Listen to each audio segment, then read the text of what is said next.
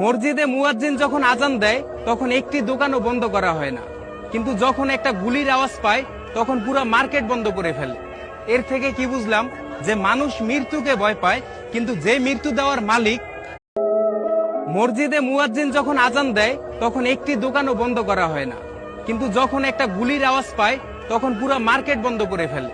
এর থেকে কি বুঝলাম যে মানুষ মৃত্যুকে ভয় পায়, কিন্তু যে মৃত্যু দেওয়ার মালিক।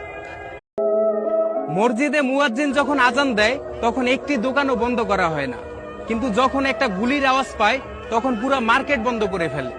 এর থেকে কি বুঝলাম যে মানুষ মৃত্যুকে ভয় পায়, কিন্তু যে মৃত্যু দেওয়ার মালিক।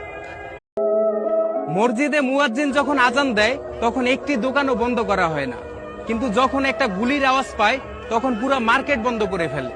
এর থেকে কি বুঝলাম যে মানুষ মৃত্যুকে ভয় পায়, কিন্তু যে মৃত্যু দেওয়ার মালিক।